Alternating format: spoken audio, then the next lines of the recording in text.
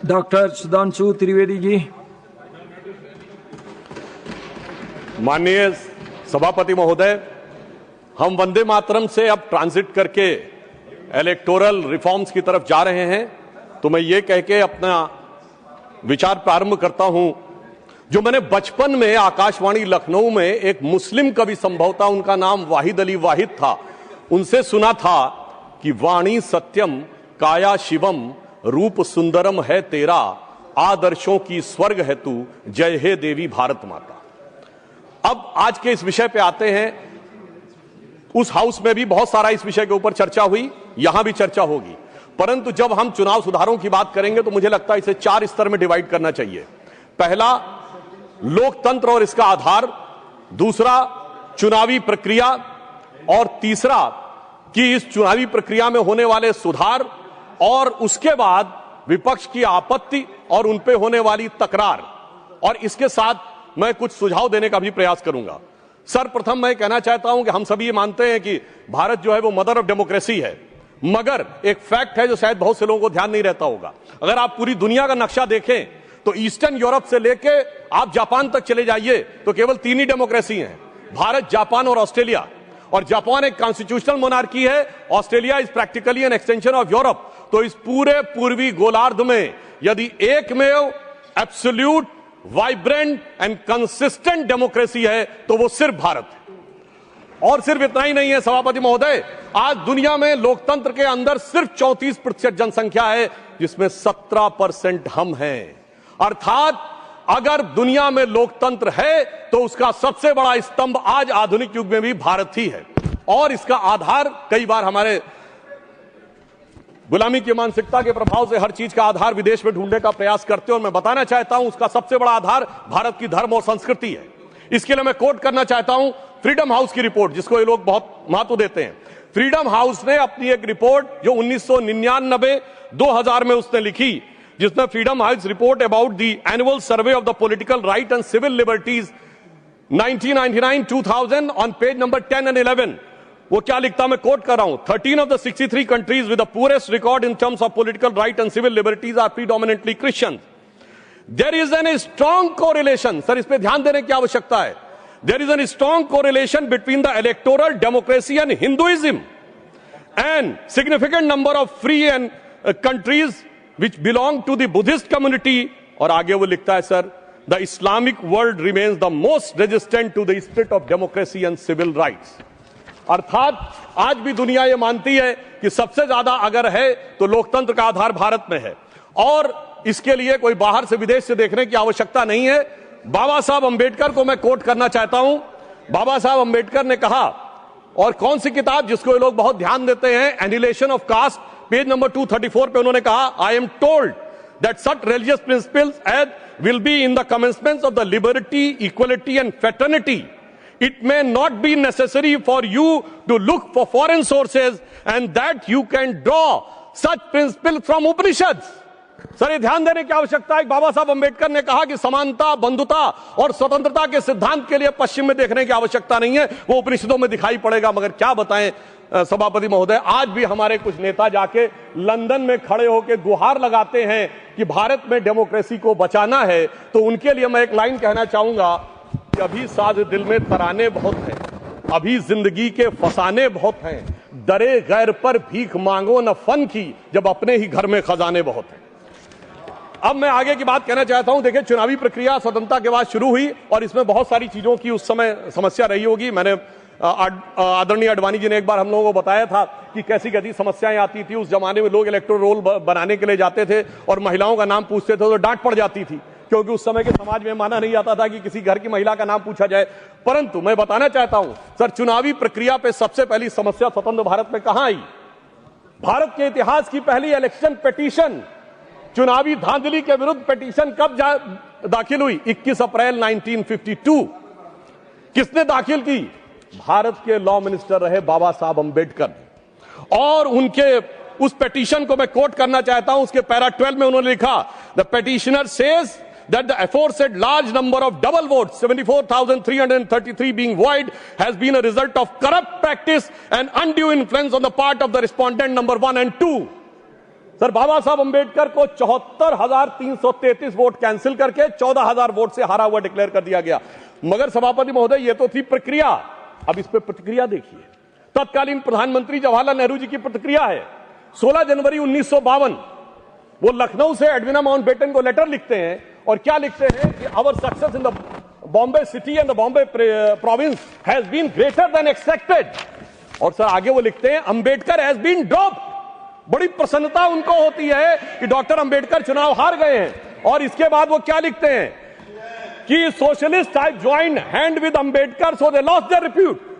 But आगे sir वो बात लिखते, बहुत ध्यान देने की जरूरत है। वो लिखते हैं अंबेडकर है join hand with Hindu communalist. ये चाचा जी की जबानी है ये कहानी कि डॉक्टर बाबा साहब अंबेडकर इनके अनुसार हम लोगों की तरफ से, और इसका सोर्स है selected work of Jawaharlal Nehru series 2 volume 17 page number 37। इसके बाद आगे बढ़ते हैं। सब लोगों को पता है कि जब इंदिरा जी का शासनकाल आया तो उस समय एक अलग प्रकार की समस्या उत्पन्न हुई। भारत के इतिहास में पहला उदाहरण जब किसी प्रधानमंत्री का चुनाव अनियमितता के कारण अवैध घोषित किया गया। उसके बाद हम आगे बढ़ते हैं और जब तक कांग्रेस सत्ता में रही, निर्बाध सत्ता में, तब तक चुनाव सुधार पे कोई विचार नहीं हुआ। चुनाव सुधार पे विचार शुरू होता है 1977 में, जब इलेक्शन कमीशन द्वारा ECIL को इलेक्ट्रॉनिक वोटिंग की संभावनाएं खोजने के लिए कहा जाता है। और फिर इंदिरा जी के समय में 1982 में आर्टिकल 324 में चुनाव आयोग को 50 पोलिंग बूथ के ऊपर इलेक्ट्रॉनिक वोटिंग के बारे में प्रयोग करने के लिए कहा जाता है। फिर राजीव जी के समय में 1988 में 61A में चेंज करके कहा जाता है कि EVM का प्रयोग किया जा सकता है। और 15 मार्च 1989 को राजीव गांधी की सरकार के समय में इसको वैधानिक मान्यता प्रदान की जाती है। मगर अब क्या बताएं सभापति महोदय, कांग्रेसियों के अनुसार कंप्यूटर क्रांति के जनक राजीव गांधी जी के परिवार के लोग अब कंप्यूटर एरा से क्वांटम एरा में आते आते पर्ची से चुनाव कराने के लिए जोर डालने लगे। और यह भी मैं बताना चाहता हूं कि पर्ची के बारे में बहुत सारी चर्चाएं होती थी, कैसे बूथ कैप्चरिंग और मतपेटियां लुटती थी, वो एक अलग विषय है। परंतु मैं यह भी कहना चाहता हूं कि देश की संसद में कई बार चुनाव सुधार के लिए बड़े विधेयक पारित हुए। पर मैं उदाहरण देना चाहता हूं कैसे हुए। एक बार इंदिरा जी का चुनाव गलत सिद्ध हुआ तो सर रेट्रोस्पेक्टिवली चुनाव का सुधार कर दिया गया ताकि किसी भी अदालत का उस पर कोई प्रभाव न पड़े। फिर मैं याद दिलाना चाहता हूं सर, राजीव गांधी जी जब प्रधानमंत्री थे 1989 को उनका चुनाव हुआ अमेठी में, सर गोलियां चली, 21 लोगों पे FIR हुई। और उनके विरुद्ध कौन लड़ रहे थे? राजमोहन गांधी, महात्मा गांधी के पौत्र, और डॉक्टर संजय सिंह जो पूर्व केंद्रीय मंत्री थे, उनको इतनी गंभीर गोली लगी कि प्राणों का संकट उत्पन्न हो गया। और आरोप यह था कि प्रधानमंत्री जी के पक्ष में, और यह पुलिस की गोली नहीं थी, क्रॉस फायरिंग हो रही थी, जिसके बारे में उस समय कई अंतर्राष्ट्रीय मीडिया ने 26 नवंबर को लिखा कि भारत के 42 वर्ष के इतिहास में संभवतः सबसे हिंसक चुनावों में से एक। अब इसके बाद अब आइए साहब, इसके बाद हम आगे बढ़ते हैं तो वर्तमान यूपीए सरकार का दौर आता है। और उस समय बहुत से लोगों को यह तथ्य ध्यान नहीं होगा, वैसे तो नेहरू परिवार और बच्चन परिवार के बीच में बहुत मधुर संबंध थे, पर कभी कभी ज्यादा मिठास होने से डायबिटीज हो जाती है। तो वो दौर था 2006 में जया बच्चन जी की सदस्यता चली गई ऑफिस ऑफ प्रॉफिट के मुद्दे पे, क्योंकि उत्तर प्रदेश सरकार का एक पद था। अब सर यही आरोप लग गया और सोनिया गांधी जी जो उस समय नेशनल एडवाइजरी काउंसिल की चेयरमैन थी, उन पर भी ऑफिस ऑफ प्रॉफिट का विषय लग गया और इस कारण से उनकी सदस्यता भी चली गई।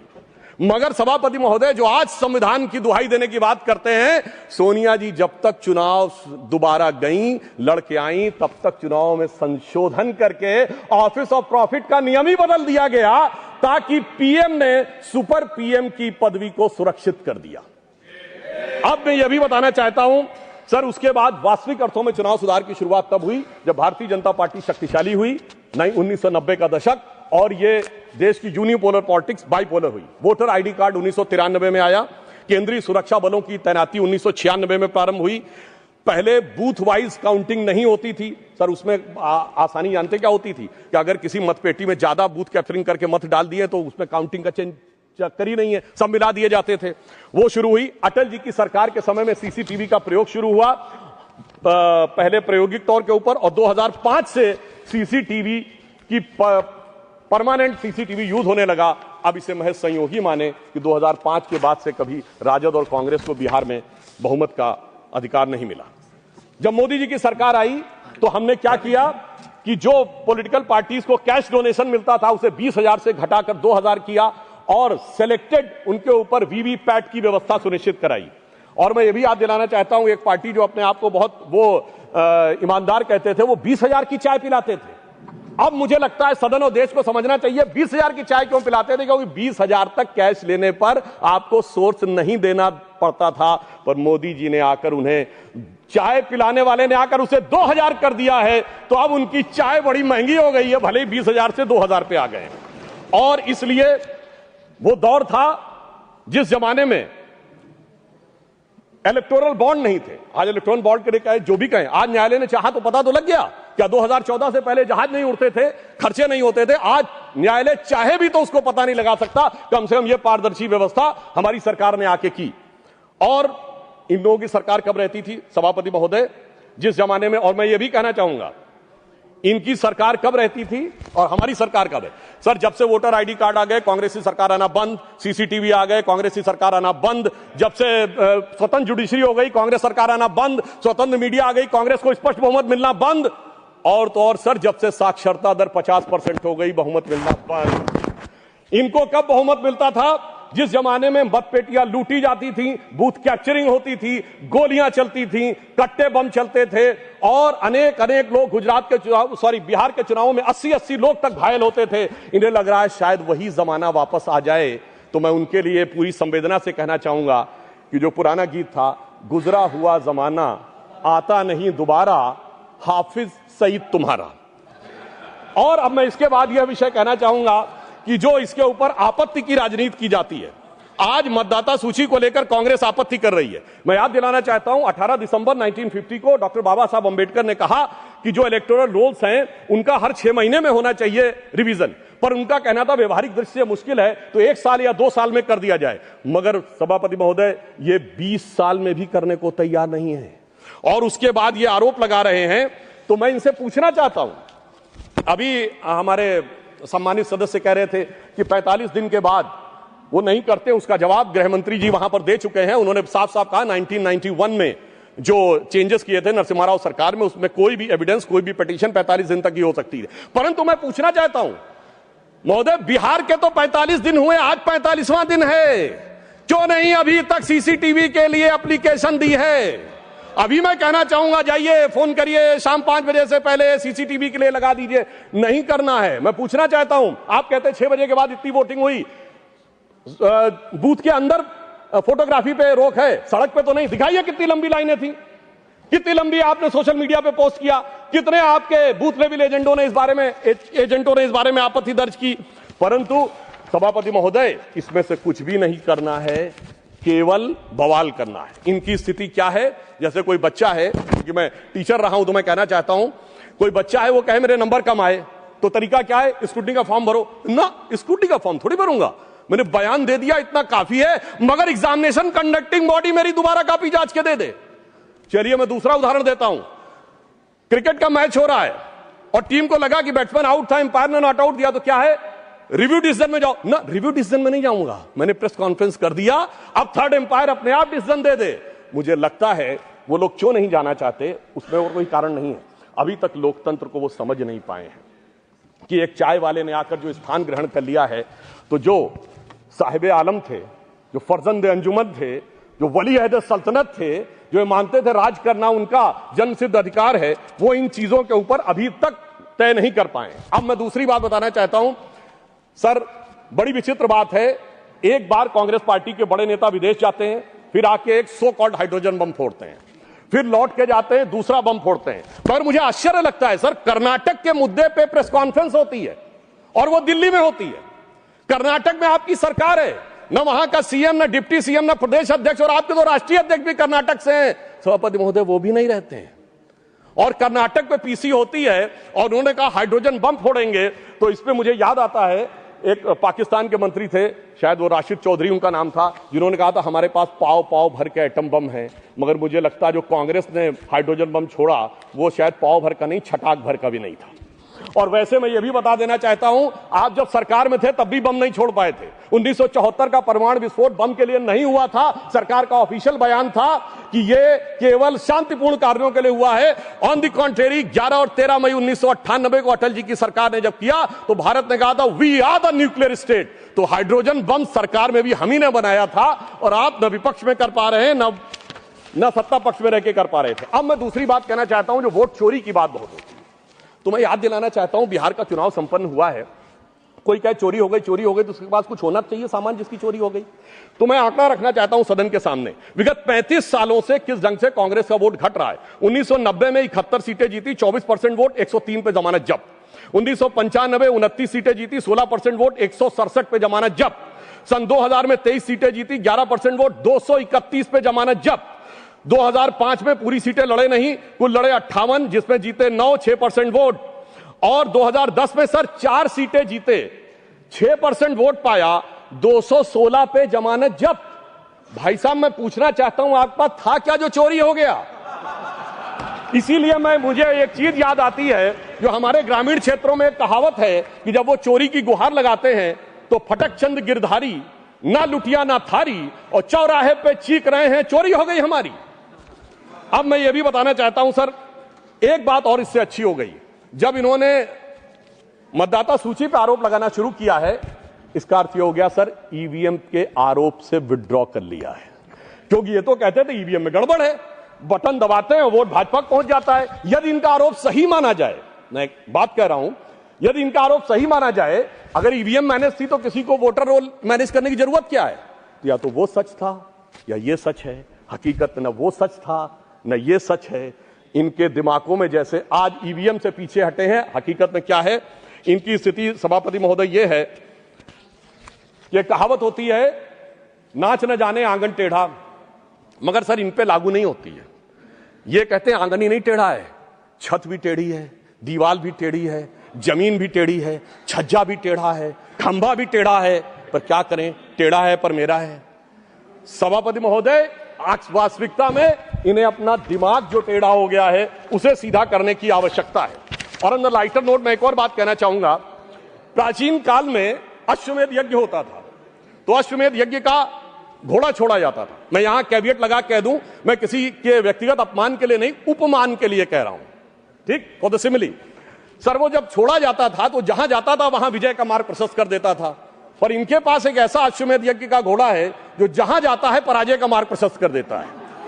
और मैं यह भी कहना चाहता हूं, सिर्फ हमारे नहीं, भारतीय जनता पार्टी से नहीं, सर केरल में तो हम नहीं है, सत्ता में कभी नहीं आए। केरल में एक बार लेफ्ट फ्रंट आता था, एक बार यूडीएफ आता था, पर जब से ये वहां पहुंचे हैं ऐसा यज्ञ किया है कि इस बार एलडीएफ दोबारा आ गया। मैं पूछना चाहता हूं केरल में वोट चोरी किसने कर ली मेरे भाई बताओ?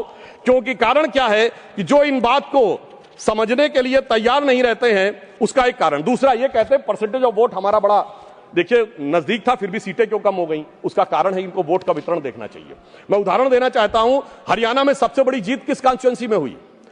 हुड्डा साहब नहीं जीते, फिरोजपुर जिरका में मम्मन खान 98,000 से जीते। झारखंड में सबसे बड़ी जीत कहां पे हुई? वहां पे पाकुड़ क्षेत्र में निशात आलम 86,000 से जीते। दिल्ली में आम आदमी पार्टी के मटिया महल में 42,700 से जीते आले मोहम्मद इकबाल। और लोकसभा चुनाव में सबसे बड़ी जीत असम की धुबरी सीट पर कांग्रेस के रकीबुल हसन 10,25,000 से जीते।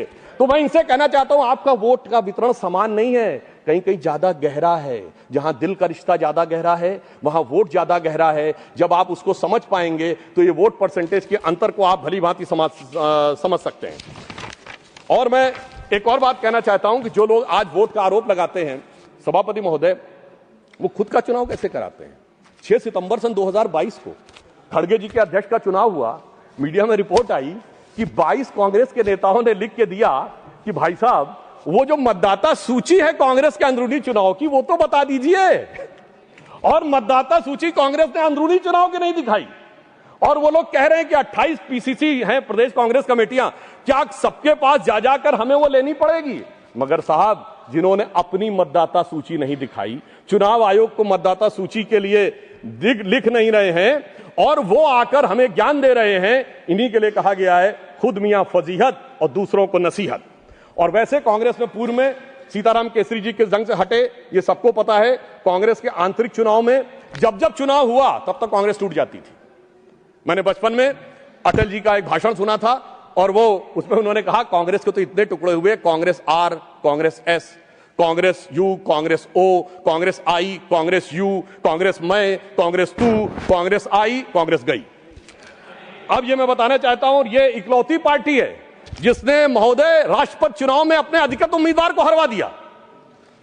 देखिए चुनाव और संविधान के प्रति कितनी इनके अंदर, अच्छा, और उस विषय का उल्लेख दूसरे सदन में कर चुके हैं गृह मंत्री जी कि 1946 में किस ढंग से नेहरू जी चुनाव जीते। मगर महत्वपूर्ण बात यह है, यह विश्व का इकलौता चुनाव होगा जो 26 अप्रैल 1946 को कैबिनेट मिशन प्लान के तहत हुआ था, जिसमें नेहरू जी 0 वोट पाकर बन गए। 1 वोट पट्टाभी रमैया को, 1 वोट कृपलानी जी को और सारे वोट सरदार पटेल को, 0 वोट नेहरू जी को। और सोर्सेस की बात करेंगे, मौलाना आजाद की किताब इंडिया विंस फ्रीडम और कृपलानी जी की किताब माई डेज विद गांधी और India from Curzon to Nehru and thereafter Durgadas की किताब, उसमें जाके एक एक चीज का वर्णन पढ़ लें। मगर महत्वपूर्ण बात क्या है महोदय, महात्मा गांधी चाहते थे कि नेहरू आए, मगर फिर भी प्रदेश कमेटियों ने नहीं भेजा। आज मैं कहना चाहता हूं, सोनिया गांधी जी ने चाहा तो कम से कम प्रदेश कमेटियों ने नेहरू खड़गे जी का नाम तो भेज दिया। मतलब आज सोनिया गांधी जी उस समय की महात्मा गांधी ज्यादा ताकतवर दिख रही हैं और खड़गे जी नेहरू जी से ज्यादा ताकतवर दिख रहे हैं। कम से कम इस बात को इनको समझना चाहिए। और उससे पहले सभापति महोदय, आजादी से पहले के दौर में 1916 में इन्होंने सेपरेट इलेक्ट्रेट मान लिए मुस्लिम लीग के। और आज की जनरेशन को ना पता हो, सर पृथक निर्वाचन क्षेत्र जानते क्या होते थे? कोई रिजर्व कॉन्स्टिट्यूंसी नहीं थी, प्रत्याशी भी मुस्लिम होगा, वोट देने वाला भी मुस्लिम होगा। और उन कॉन्स्टिट्यूंसीज का नाम था मोहम्मडन कॉन्स्टिट्यूंसीज और बाकी का जनरल नहीं, नॉन मोहम्मडन कॉन्स्टिट्यूंसी, जैसे देश मोहम्मडन का ही हो। इसलिए महोदय तब ये इन्होंने पृथक निर्वाचन क्षेत्र बनाए थे। अब ऐसा लग रहा है ये घुसपैठियों के लिए पृथक निर्वाचन क्षेत्र बनाने का प्रयास कर रहे हैं। अब जो एसआईआर के ऊपर इनको आपत्ति है, तो मैं सिर्फ एक फैक्ट रखना चाहता हूं, बिहार में सीमांचल से जुड़े तमाम जिलों के अंदर कुल आबादी से 125% आधार कार्ड है। उसके बाद इनको नहीं लगता कि उसकी जांच होनी चाहिए। यदि 5 महीने के अंदर 5-5 लाख लोग रेजिडेंसी के लिए अप्लाई कर रहे हैं और ज्यादातर के आधार कार्ड बंगाल के सीमावर्ती जिलों से बने हुए हैं, इन्हें नहीं लगता कि उसके ऊपर होना चाहिए। मैं याद दिलाना चाहता हूं, अगस्त 2005 में ममता बनर्जी जी, हाँ जी बिल्कुल, आप बैठिए, बिल्कुल साहब, ये सबको पता है, बिल्कुल ये रिकॉर्ड है, आप सुनिए और ऑथेंटिक बोल रहा हूं सभापति महोदय। अभी इनके लिए और समस्या होने वाली है। सर अगस्त 2005 में भारत की संसद में ममता बनर्जी जी ने भारत के इतिहास में सबसे अलग घटना की, जब स्पीकर के ऊपर फेंक दी थी फाइल। क्योंकि वो कह रही थी घुसपैठियों पे चर्चा नहीं कराई जा रही है। मगर आज ये लोग कैसे बदल गए, इसे देख के मुझे याद आता है सभापति जी कि देख तेरे संसार की हालत क्या हो गई, भगवान कितना बदल गया इंसान।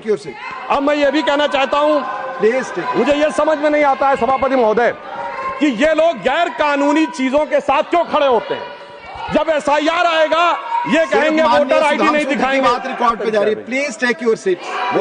अब सुनिए सर, जब सीए आएगा ये कहेंगे कागज नहीं दिखाएंगे। जब वक्फ बोर्ड आएगा तो ये कहेंगे कि साहब हम जमीन के कागज नहीं दिखाएंगे। मुझे समझ में नहीं आता है कि गैर कानूनी कामों वालों के साथ ये हमेशा खड़े हुए क्यों दिखाई पड़ते हैं।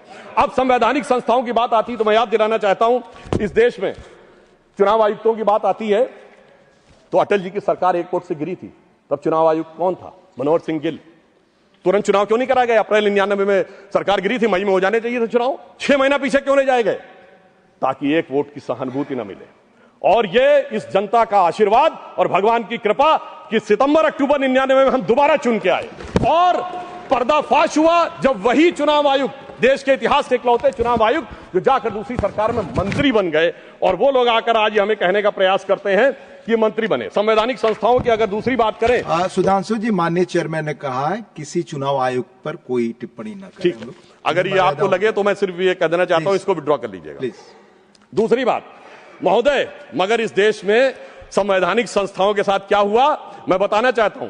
सर्वोच्च न्यायालय में एक न्यायाधीश ऐसे भी बने जो पहले कांग्रेस के नेता रहे, चुनाव के प्रत्याशी रहे और उसके बाद सर्वोच्च न्यायालय के न्यायाधीश बन गए, जस्टिस बेहरुल इस्लाम। सर संवैधानिक संस्थाओं के साथ क्या हुआ? इस देश में एक न्यायाधीश, मुख्य न्यायाधीश ऐसे ही बने जिन पर कानून की डिग्री नहीं थी, जस्टिस कैलाशनाथ बांचू। मुझे लगता है कि जिस ढंग के संवैधानिक संस्थाओं के साथ हुआ है, और मैं एक और बात कहना चाहता हूं, जो लोग कहते हैं चुनाव आयोग ठीक काम नहीं कर रहा वगैरह वगैरह, तो मैं कहना चाहता हूं जरा उत्तर से दक्षिण तक देखिए। चुनाव आयोग कश्मीर में अच्छा काम करता है, पंजाब में अच्छा काम करता है, हिमाचल में अच्छा काम करता है, सर हरियाणा में गड़बड़ कर देता है, फिर उत्तराखंड में गड़बड़ कर देता है, राजस्थान में सर 2018 में सही काम करता है, 2023 में गड़बड़ कर देता है, फिर यूपी गड़बड़ करता है, बिहार गड़बड़ करता है, झारखंड ठीक कर देता है। क्या बताएं, मध्य प्रदेश में पहले तो अच्छा किया था, इस बार गड़बड़ कर देता है, छत्तीसगढ़ 18 में ठीक किया था, 23 में गड़बड़ कर देता है, गुजरात तो गड़बड़ करता है, बंगाल बहुत अच्छा कर देता है, फिर तेलंगाना अच्छा करता है सर, फिर तमिलनाडु अच्छा करता है, फिर कर्नाटक अच्छा करता है, केरल अच्छा करता है, असम में गड़बड़ कर देता है। मुझे लगता है कि देश की जनता को मूर्ख समझने का प्रयास नहीं करना चाहिए, ऊपर से अपनी सुविधा के अनुसार जो आप चयन करने का प्रयास करते हैं वो नहीं करना चाहिए। और मैं ये भी बताना चाहता हूं कि इन लोगों की जहां तक बात है, संवैधानिक संस्थाओं में किसका अपमान नहीं हुआ? राष्ट्रपति की ताकत इनके दौर में घटाई गई, कमिटेड जुडिशरी की बात इनके दौर में हुई, और तो और सर प्रधानमंत्री के ऊपर सुपर पीएम इनके जमाने में आके बैठा।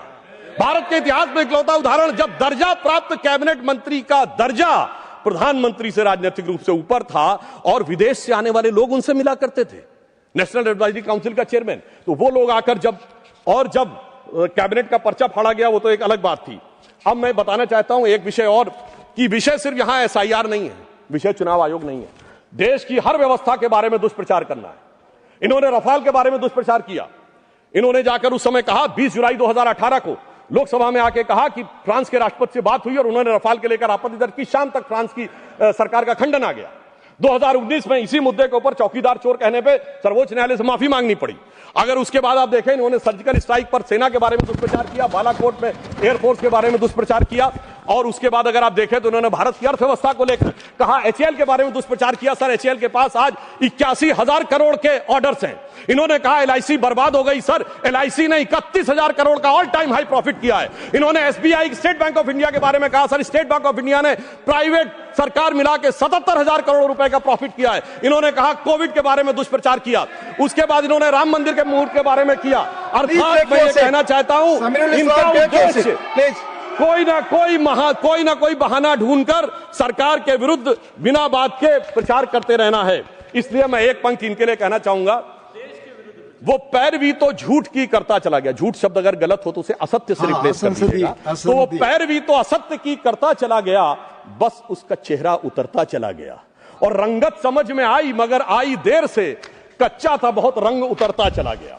अब मैं बताना चाहता हूं सर, बिहार का हाल का संपन्न चुनाव हुआ है, ये लोग वो हैं जो राजनीति का शॉर्टकट करते हैं, जातियों का कॉम्बिनेशन बनाओ, जैसे कभी गुजरात में खाम KHAM, फिर कभी हरियाणा में अजगर, तो कर्नाटक में अहिंदा, तो कभी यूपी बिहार में MY।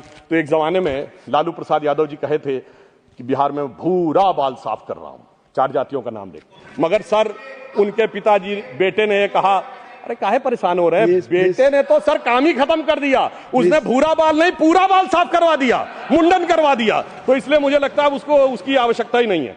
और मैं अंत में सभापति महोदय कुछ सुझाव भी देना चाहता हूं। आज इलेक्शन जिस दौर में पहुंच गया है, टेक्नोलॉजी इस दौर में पहुंच गई है, AI का दुरुपयोग होने की संभावना अगले लोकसभा चुनाव तक बहुत हो जाएगी। मुझे लगता है इस बारे में सरकार निश्चित रूप से कोई ना कोई कदम उठाएगी, और जो लोग पब्लिक प्लेटफॉर्म्स में हैं उनको अपने AI सिग्नेचर्स यानी AI प्रिंट्स के बारे में ऑथेंटिक रूप से इस्टेब्लिश करने के बारे में विचार करना चाहिए, क्योंकि अन्यथा ये आने वाले समय में वॉइस रिकॉग्निशन और अन्य चीजों में प्रॉब्लम हो सकती है। दूसरा मेरा मानना है कि जो सर्टिफाइड जो मान्यता प्राप्त राजनीतिक दलों के प्रत्याशी नहीं हैं, उनके नामांकन के लिए जो संख्या निर्धारित है उससे कुछ बढ़ाना चाहिए प्रस्तावकों की, ताकि गंभीर लोग आ सकें। जो राजनीतिक दल मान्यता प्राप्त करना चाहते हैं उनके भी सपोर्टर्स की एक सब्सटेंटिव संख्या दिखानी चाहिए, ताकि ईमानदारी से जो लोग राजनीति करना चाह रहे हैं वही लोग उसमें आ सकें।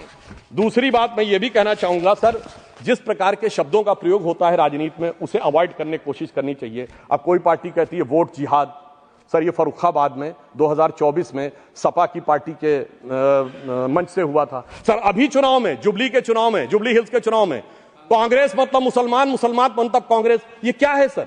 मुझे लगता है इसके बारे में हम लोगों को सोच समझकर विचार करना चाहिए। और इसके अलावा कुछ शब्द ऐसे होते हैं जिनमें किंतु परंतु का स्कोप नहीं रहता है।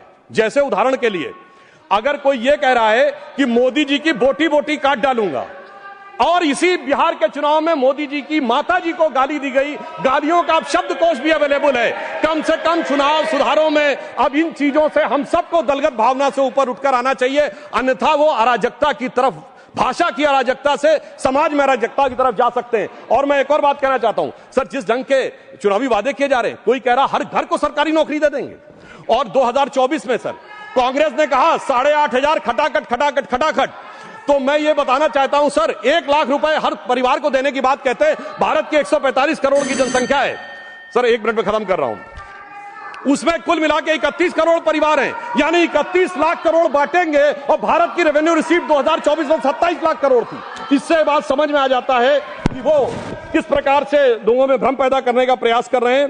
पर अंत में मैं ये कहना चाहता हूं कि आप जिस प्रकार के लोगों को साथ में लेकर सोच रहे हैं कि आप चुनाव जीत जाएंगे, ये भविष्य में आपके लिए बहुत बड़ी चुनौती बनेगी। एक उदाहरण सर मैं अवश्य देना चाहूंगा। सिलहट का चुनाव हुआ था, भारत के इतिहास में इकलौता चुनाव जिसमें यह तय होना था विभाजन से पहले कि वो भारत में रहेगा कि बांग्लादेश में।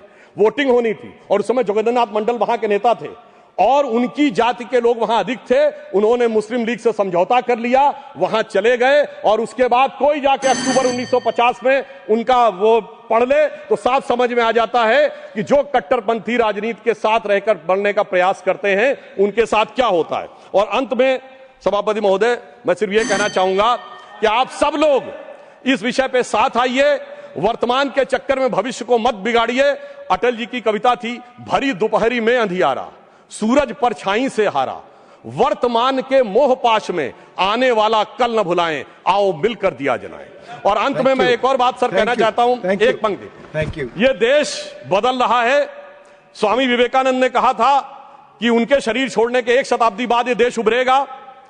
श्री अरविंदो ने कहा था कि 175 वर्ष का यह संक्रमण काल है, जो रामकृष्ण परमहंस के जन्म से प्रारंभ हुआ 1836 से 175 जोड़िए 2012 में भारत अब नया स्वरूप ले रहा है। तो मैं ये कहते हुए अपनी विषय को समाप्त करता हूं सर कि जेन जी के युवाओं जागो, पुनः नया युग आया है, भारत मां की शक्ति जगी है, धर्म ध्वजा लहराया है, और भारत मां अंगड़ाई लेती, सुप्त चेतना जाग रही, ऋषि मुनियों की